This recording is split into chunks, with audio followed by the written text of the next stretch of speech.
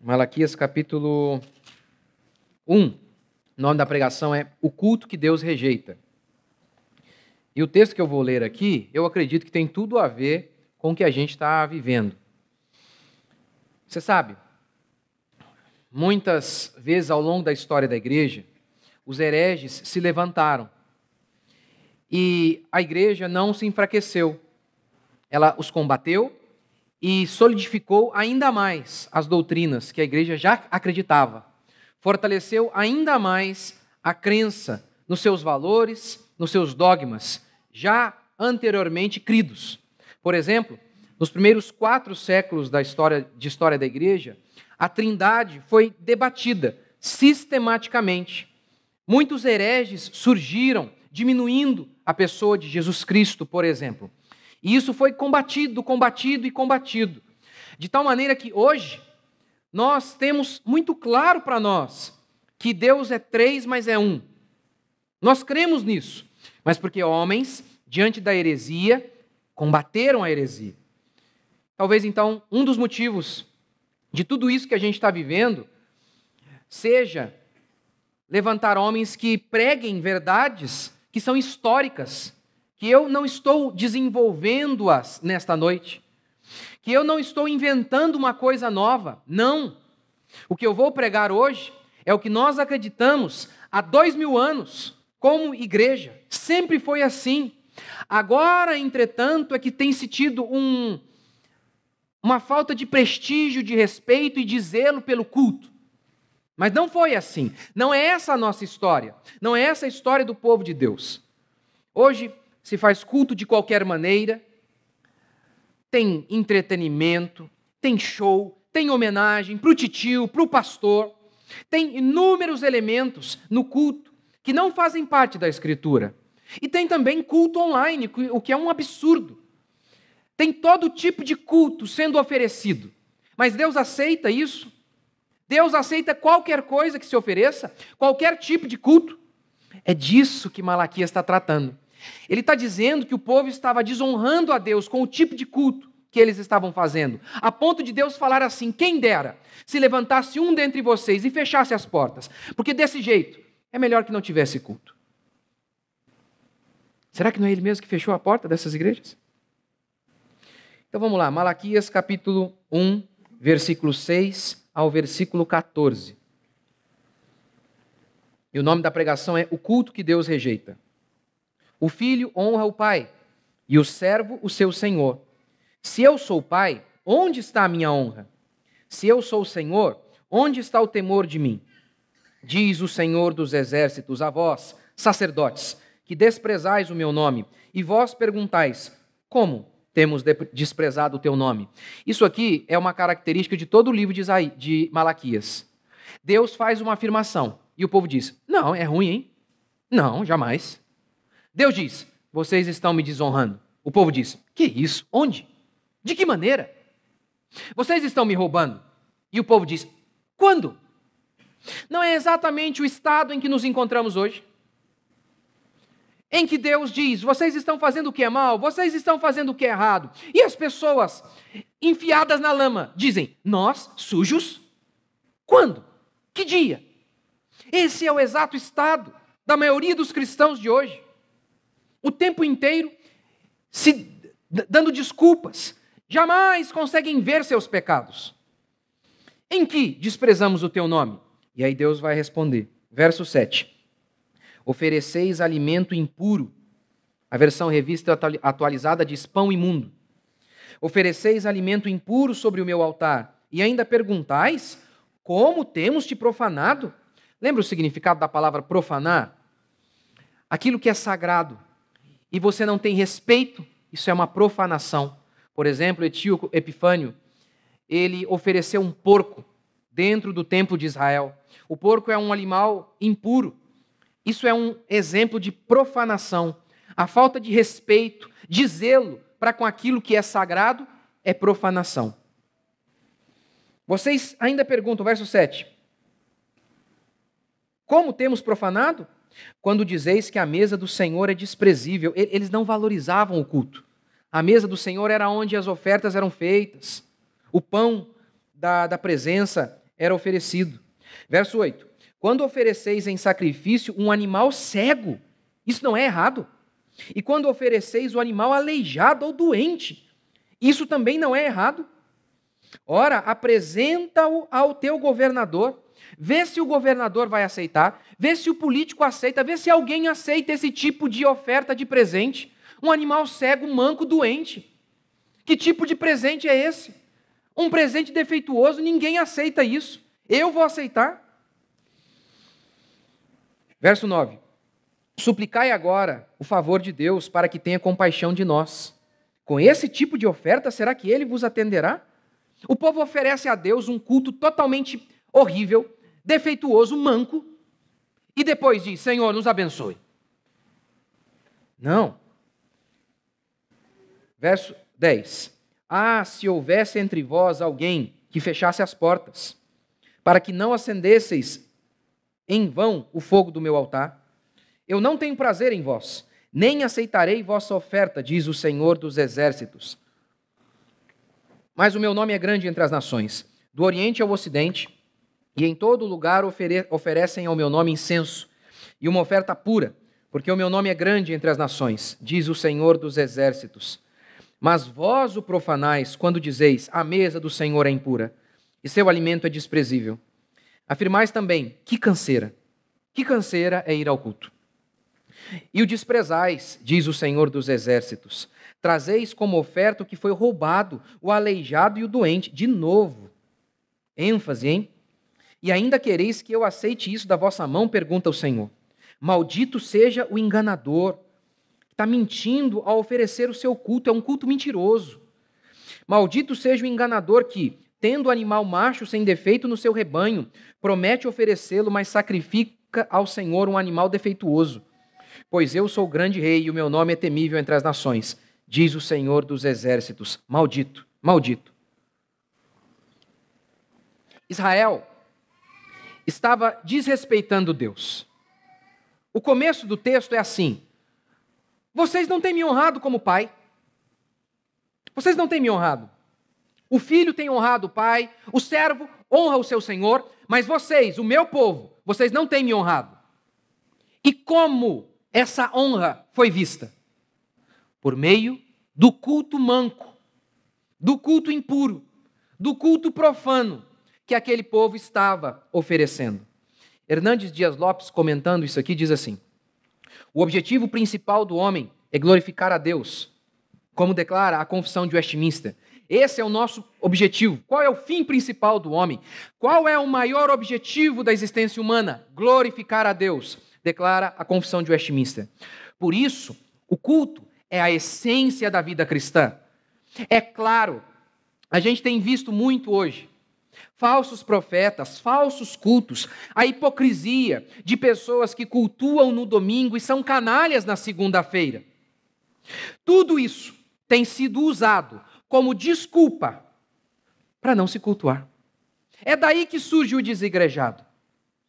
Todas essas mazelas, essas mentiras, esses falsos cultos têm sido utilizados como desculpa para não se oferecer um culto verdadeiro a Deus. Qual tem sido a cura para o falso culto?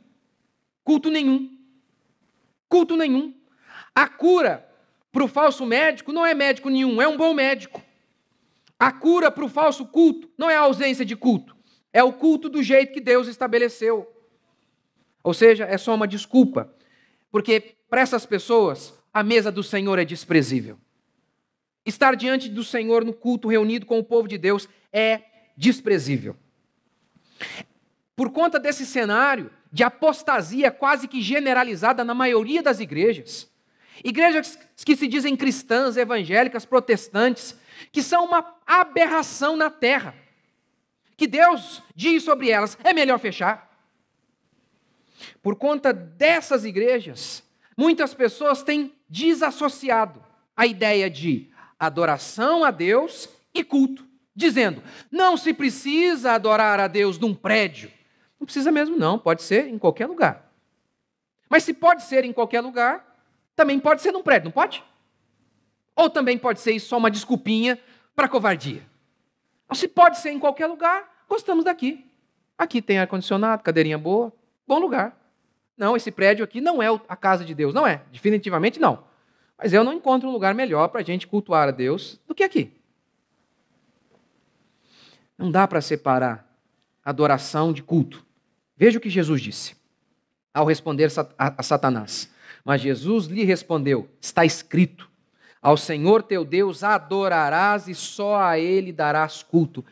Como que é inseparável adoração e culto? Sim, nós cultuamos a Deus em todos os dias, em todo o tempo. Nós devemos glorificar a Deus por tudo que nós fazemos. A maneira como trabalhamos, como criamos os nossos filhos. Tudo isso é uma maneira de adorar a Deus. Mas com certeza, a primeira é no culto. Porque é a partir dele, inclusive, que aprendemos a glorificar a Deus em casa. É a partir do culto que ouvimos a palavra do Senhor. E então aprendemos como servir a Deus em casa e no trabalho. Por isso, Hernandes Dias Lopes diz, é a essência. Boa palavra, né? Que vem de essencial. Para nós é essencial. Para nós é essencial. E a gente não pode se esquecer do que Paulo disse sobre o anticristo. Uma das características do anticristo, o qual se opõe e se levanta contra tudo que se chama Deus ou é objeto de culto. Você sabe, esses governantes malignos, eles são a expressão do anticristo. Em João, ele disse, o apóstolo João, muitos anticristos têm surgido pelo mundo. Haverá um que há de personificar toda a maldade, mas já tem tido muitos anticristos. E aqueles que se levantam contra o culto são a exata expressão do capeta. Seja ele um governante, seja ele um pastor moderninho, seja ele esses desigrejados, seja ele essa multidão de gente que diz, mas vocês não precisam, vocês podem orar em casa sozinhos. Todos esses são a exata expressão do capeta, porque aquilo que se levanta contra culto é do diabo. O culto, diz Lamentações, é solene. Os caminhos de Sião estão de luto, porque não há quem venha à reunião solene. Todas as suas portas estão desoladas. Isso aqui, Lamentações, descreve o período em que Nabucodonosor veio e arrasou a terra, destruiu o templo. Por isso ninguém mais vinha ao templo cultuar a Deus. Por quê? Por conta da ira de Deus, o templo foi destruído. O próprio Deus destruiu o templo. Ele fechou as portas. Ele costuma fazer, ele faz. Mas Lamentações, o profeta Jeremias, provavelmente ele que escreveu, o profeta Jeremias chama o culto de reunião solene. Reunião. Não dá para ser culto em casa. Para ser culto tem que ter reunião. E você, sozinho, sua família sozinha, não é povo, nunca. Não há nenhum lugar no mundo essa definição de que a sua família sozinha é culto, é povo. Isso não existe. Eles dizem, nós somos o templo do Senhor. Não, você sozinho com a sua família, você é no máximo um tijolo.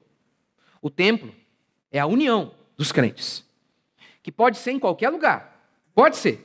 Os cristãos se reuniram em cemitérios, catacumbas, em vários lugares. Pode ser em qualquer lugar, mas tem que ter reunião. Onde tiver 2 ou mais reunidos, eu estou ali. Hebreus, não deixe de congregar. Só tem o verbo congregar se existir o substantivo congregação. Tem que ter o povo. Congregação não é o prédio, é o povo. Mas tem que ter povo para ter congregação, para ter o ato de congregar. O povo aqui não estava mais cultuando a Deus, porque isso foi o juízo de Deus sobre aquele povo. Israel estava sendo amaldiçoado porque os seus cultos não davam honra a Deus. Eu podia falar de muitas coisas, mas vou focar hoje principalmente na ideia de culto online, na aberração que é culto online. Isso é um animal manco. Culto online é um animal manco. Primeiro, o povo aqui de Malaquias, da época de Malaquias, estava desobedecendo a lei. Eles traziam animais defeituosos, diz o texto bíblico. Lembra que eu tenho pregado para vocês aqui? Que eu preguei para vocês? Sobre Moisés, Êxodo. Moisés estabelece a lei. Qual era uma das características exigidas para oferecer o cordeiro na Páscoa? Animal sem defeito. Ora, se toda a ideia de sacrifício visava transmitir a ideia de substituição. Um inocente morre no lugar do pecador. Qual é o sentido de trazer um animal defeituoso? Se a ideia era justamente transmitir isso, o inocente, sem culpa, sem defeito, vai substituir você, doente, quebrado, defeituoso. Até ritualmente era um absurdo isso aqui, ritualmente falando. É por isso que isso aqui, esse cordeiro sem defeito, representa Jesus, sem nenhuma mancha, sem nenhum pecado, para substituir a mim e a você, os defeituosos. Até em se tratando de ritual só, era um absurdo, logicamente falando. Há uma lei de como se oferecia o animal, como se devia cultuar e como se deve cultuar. O pastor, ele não pode inventar o que dá na telha dele, na cabeça dele, e sair baixando decreto aí de como se deve fazer culto. Não pode. Note isso, Nadab e Abiú, sacerdotes de Deus, escolhidos por Deus, não eram falsos sacerdotes. Olha o que aconteceu com eles. Nadab e Abiú, filhos de Arão, tomaram cada um o seu incensário e puseram neles fogo. E sobre este incenso, e trouxeram fogo estranho perante a face do Senhor, o que lhes não ordenara, e morreram na hora. Morreram. Qual foi o pecado deles? O pecado deles foi de oferecer incenso a Baal. Qual foi o pecado desse povo? O pecado desse povo foi querer oferecer algo que Deus não tinha mandado. Só por isso morreram, na hora. É com base neste texto que nós, reformados, temos uma tradição chamada princípio regulador do culto. Esse princípio regulador do culto pode ser resumido assim, ó. O verdadeiro culto é ordenado somente por Deus. O falso culto é algo que ele não ordenou. Deus ordenou no culto dancinha? Davi dançou no culto. Deus ordenou homenagem para pastor. Culto é que Deus seja honrado. Nada contra honrar a mamãe, o titio, quem quiser. No outro lugar. Podemos fazer aqui neste prédio, porque isso aqui não é templo. Em outro dia. Mas o culto. No culto, homenagem para a titia, para a vovó, para o pastor. Quem é o homenageado? Quem deve ser exaltado? Deus. Não faz nem sentido falar culto para Deus homenageando o pastor. Faz sentido isso? Você nem precisa, gente, de Bíblia, gente. É uma questão de lógica. Vamos para o culto para Deus. Fazer o quê? Para honrar o pastor lá. Meu Deus. Faz sentido isso? E tem gente que faz aqueles negócios, ainda lava o pé do cara. Pelo amor de Deus. Ô, Jeová. O tabernáculo foi construído por Moisés. O texto bíblico, quando se encerra ali a construção, declara assim: Moisés fez como Deus lhe revelara no monte. O que Deus revelara para ele? O tamanho do templo, o tipo do material a ser utilizado, as medidas da arca, as medidas do Santo dos Santos, tudo nos mínimos detalhes. Para quê? Para dizer o quê para Moisés e todos os outros líderes do povo de Deus que surgiriam? A minha igreja, eu não preciso de vocês para dar pitaco. A minha igreja, o meu povo, eu construo do meu jeito. Cabe a vocês apenas seguirem a planta que eu dei. Vocês não têm que dar opinião. Deus não perguntou para Moisés: Moisés, você acha que o tamanho aqui do Santo dos Santos está muito grande? O que você acha? Deus não perguntou. O pastor está aqui apenas para seguir o que está na Bíblia e não para inventar uma coisinha da cabeça dele. Porque, olha, esse culto, como estabelecido na Bíblia, o culto estabelecido na Bíblia é oração, adoração, exposição da palavra, ceia, ocasionalmente batismo. Basicamente isso. É isso o culto que está na Bíblia. São esses os elementos de culto, só. Mais nada. Mais nada. Mas aí o pastor acha, o mundo moderno não pode com isso não. Não pode. Eu não consigo pensar no outro exemplo. Não contei para vocês, um amigo meu de uma grande igreja, acho que mais de 20 mil membros. Que isso, rapaz? Você começa o culto orando, que absurdo. Caramba. Não, põe um cara aqui para pintar, relaxar o povo. A igreja é casa de oração, o povo de Deus é casa de oração. A gente começa orando, o cara fala, não, está errado. A nossa época pede outras coisas. Santo Deus. Eu também nem preciso me preocupar com esses caras. Eles não existirão em breve. Eles sempre somem. É isso que Nancy Pearcey fala em seu livro Verdade Absoluta. Essas igrejas desaparecem. Desaparecem. Não importa o tamanho. A pessoa pode estar muito grande. Muitos quilos, mas isso não significa que é força. Não significa. Não significa. Não se engane. Esse povo não tem força. Eles estão só brincando de fazer igreja. Estão só brincando de fazer do culto um lugar de show e de entretenimento. Não há força. Por isso, como Nancy Pearcey diz, desaparecem. Desaparecem. O que é culto?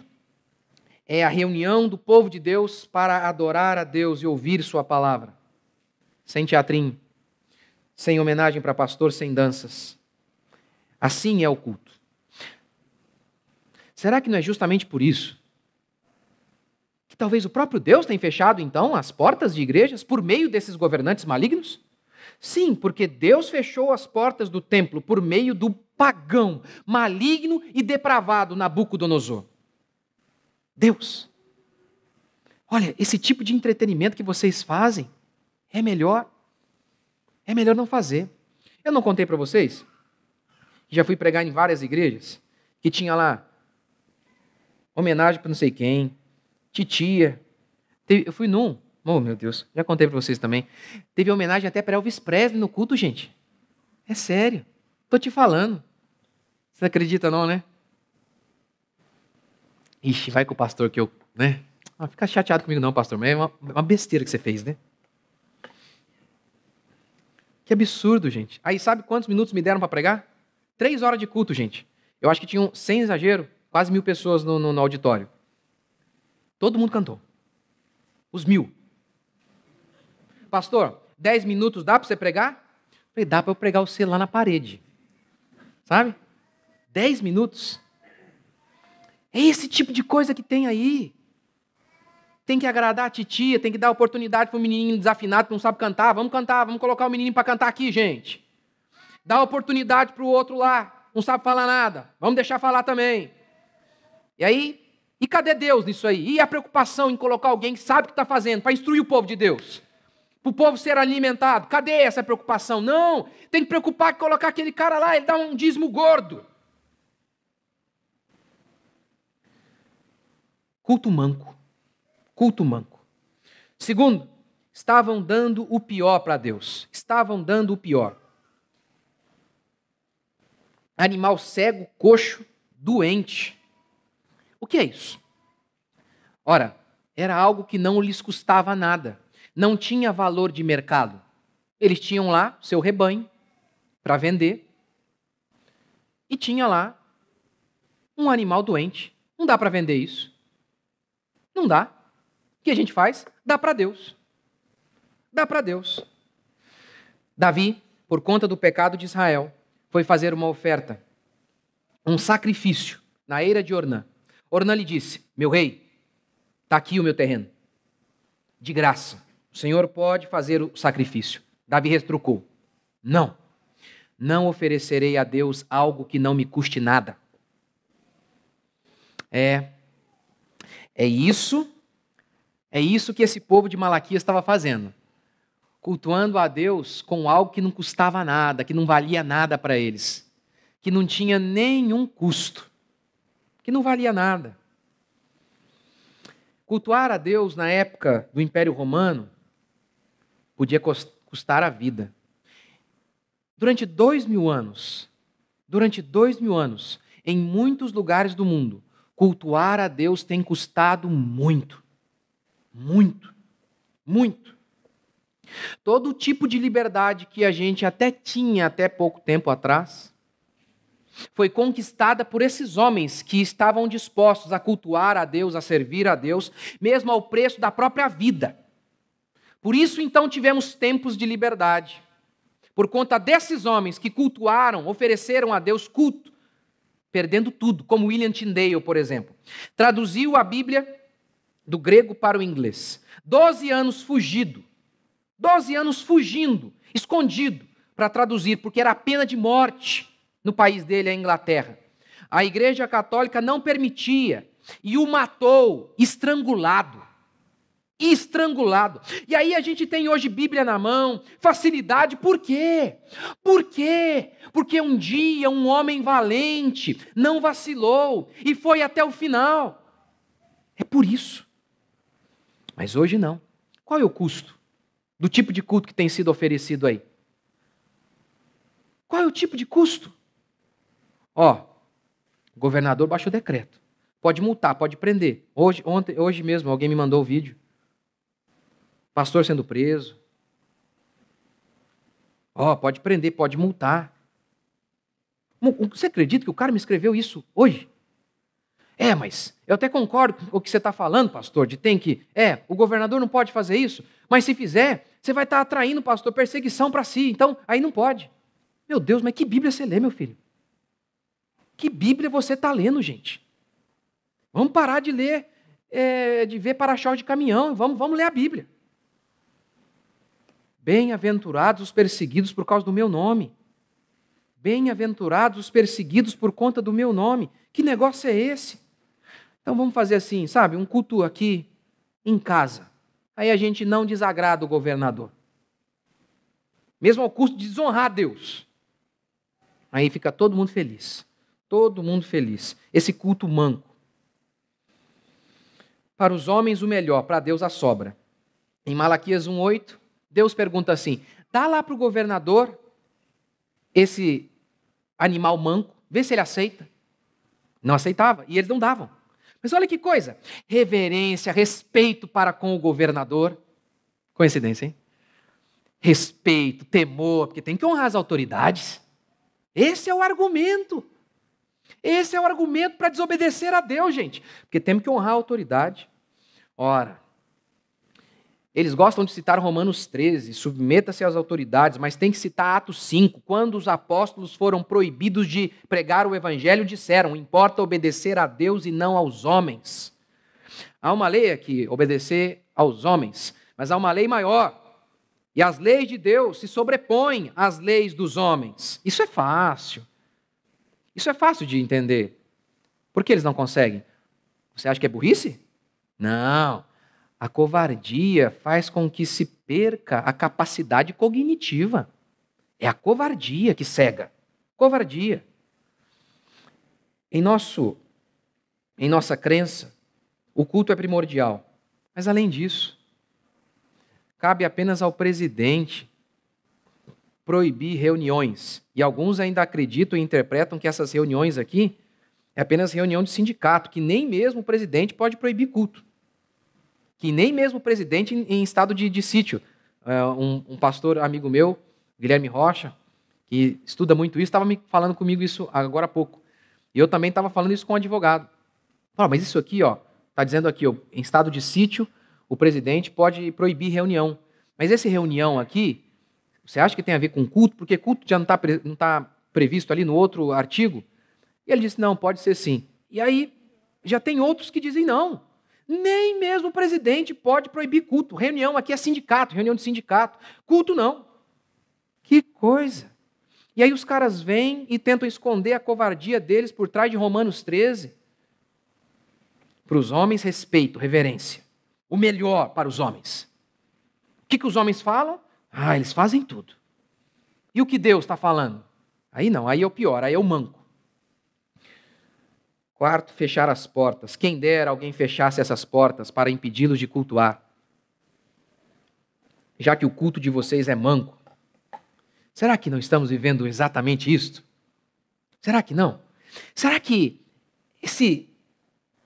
essa montoeira de entretenimento, de pregação da prosperidade, de massagem do ego, de pastor que só fala isso, Deus ama você, Deus ama você, Deus ama você, mas não confronta o pecado do povo, não chama o povo ao arrependimento, não toca nos pecados de nossa geração, nada de falar sobre feminismo, nada de falar que pastorado feminino é uma desgraça, que está arrebentando com a igreja, nada de falar do fato de que as mulheres abandonaram seus filhos, nada de pregar desses assuntos, ficam entretendo o povo, domingo após domingo. Será que não é isso? Deus falou, não aguento mais não. Quem dera alguém feche. Sabe, muitas igrejas fecharam mesmo, para sempre. Faliram. É. O povo não voltou mais. Sabe por quê? O povo ia para a igreja, não, por conta da pandemia parou de ir, notou o seguinte: rapaz, não faz diferença nenhuma.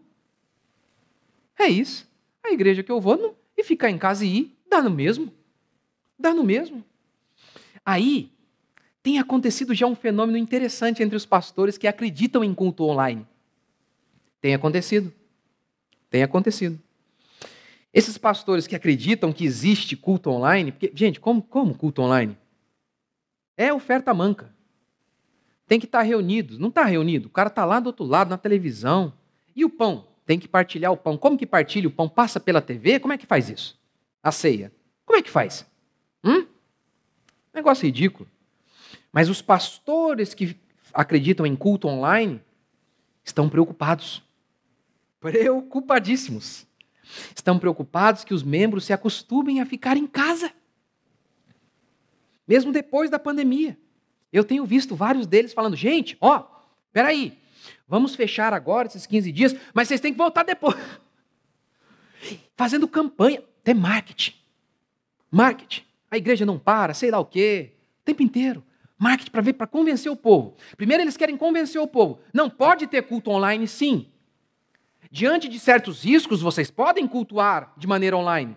Mas depois que os próprios pastores já não têm mais medo, que eles perderem o medo, que a covardia deles não correr mais risco, aí, agora vamos voltar. Não, gente, agora não pode culto online, não. Veja bem.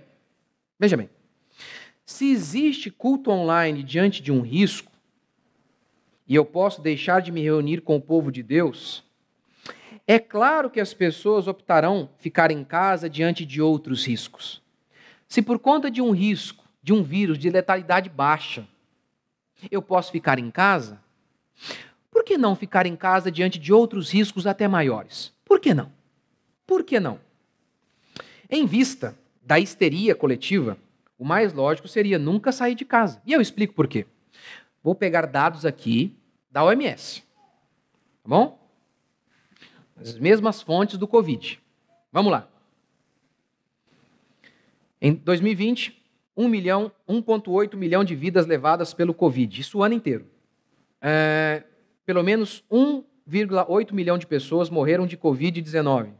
Esse é o balanço deixado por um ano de pandemia de coronavírus, exatamente 12 meses depois de as autoridades chinesas alertarem pela primeira vez sobre uma pneumonia não identificada na cidade de Wuhan. 1,8 milhão de pessoas mortas em um ano de Covid. Ok. Quer dizer, só do Brasil eu sei que muita gente aí não morreu de Covid, eu tenho certeza. Aqui da igreja eu tenho vários testemunhos de pessoas que perderam parente, e o próprio médico falou, não foi Covid, e saiu lá Covid. Minha avó faleceu, pneumonia. A mulher preenchendo lá perguntou para o meu primo, foi Covid? Eu falei, esse é o exame? Perguntar para o parente? Ok, 1,8 milhão de pessoas mortas de Covid. Isso aqui é a OMS soltou isso aqui em 2016. 2016, alguma coisa assim. Falando sobre as 10 principais causas de morte em 2015. Sabe quais foram? Algumas aqui, ó. Em 2015, 3,2 milhões de pessoas morreram de doenças respiratórias.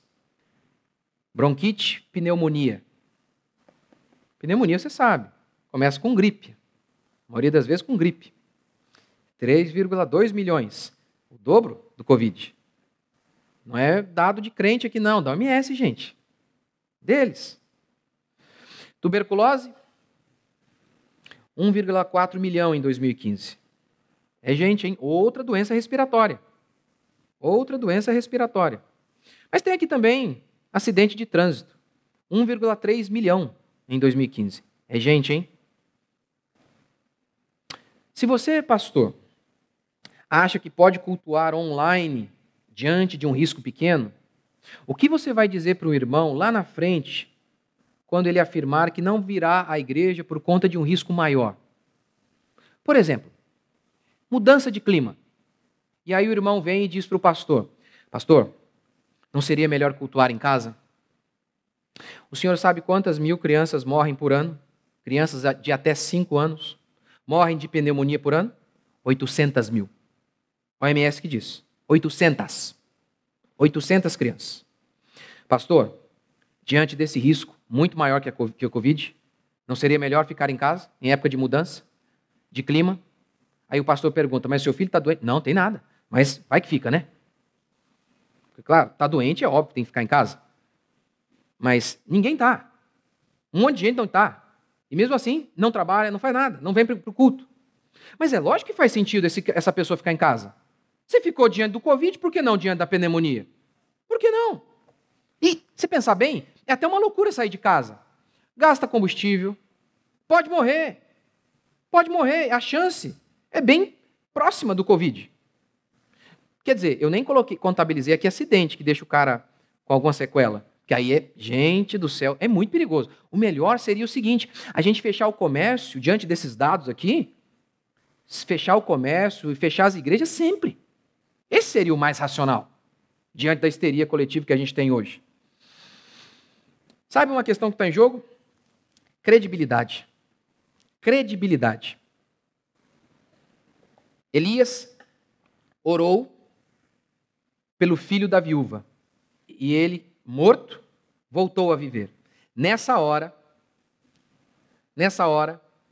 a mulher disse o seguinte: agora eu sei que você é um homem de Deus e a palavra na sua boca é verdade. Agora eu sei.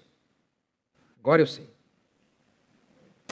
Os pastores têm a chance única agora de mostrar que aquilo que eles falam, eles creem, que a palavra na boca deles é verdadeira.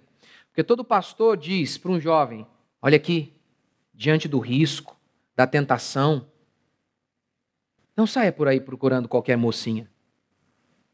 Seja fiel, custe o que custar. Eles dizem para as pessoas, no trabalho, seja honesto, ainda que isso custe o seu trabalho.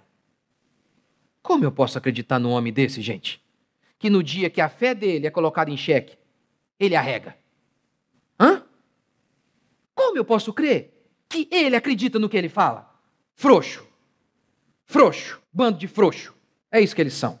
Bando de frouxo. Quando a gente tem a chance de mostrar, vamos ficar aberto. Porque, primeiro, nós cremos naquele Deus que pode fazer cegar os olhos dos homens. E eles podem passar ali e ninguém vai perturbar a gente, porque Deus mexe, domina o coração dos homens. Nós cremos que Deus pode fazer isso. Nós vamos ficar aqui, porque se não acontecer, se a gente perder alguma coisa, for preso, ou qualquer desgraça nos acontecer conosco, de alguma maneira Deus vai usar isso para a sua glória, porque tudo coopera para o bem daqueles que amam a Deus. Eis-nos aqui, Senhor, cumpra em nós a tua vontade. Eles têm a oportunidade de fazer isso. Como que a gente vai crer nesses covardes a partir de agora? Como a gente vai crer nesses frouxos a partir de agora? Como?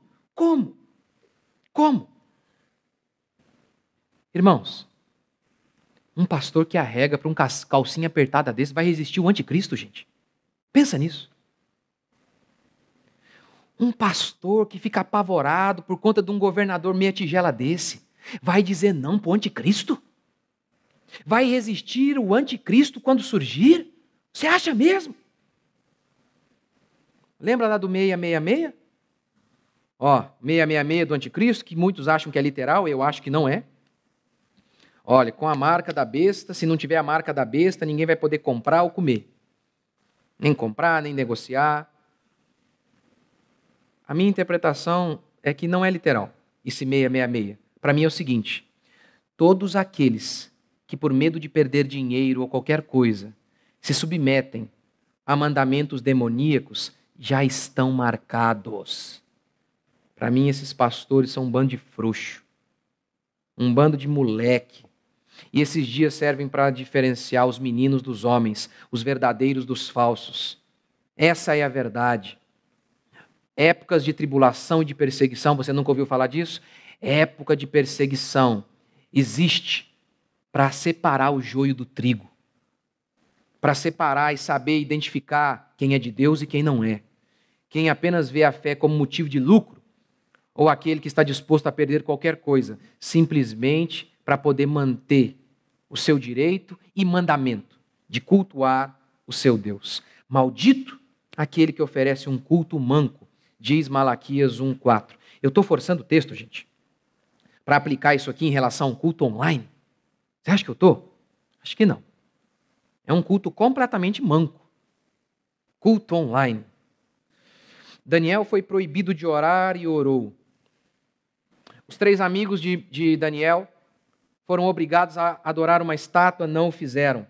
Os discípulos de Jesus, mesmo com a espada dos romanos no pescoço, não negaram Jesus Cristo. O que todos eles estavam dizendo ao fazer isso? O que todos eles estavam dizendo? Não há nada mais importante do que servir o nosso Deus. O nosso Deus é central na nossa existência. Como diz a Confissão de Westminster, o objetivo maior do ser humano é glorificar a Deus. Glorificamos a Deus de muitas maneiras, mas com certeza, a primeira delas é por meio do culto. É por meio do culto. E é por meio do culto que glorificamos a Deus de todas as outras maneiras, porque é no culto que Deus se manifesta ao seu povo. É no meio do culto que Deus abençoa o seu povo. Ele se faz presente no meio do seu povo. Você crê? Vamos ficar de pé?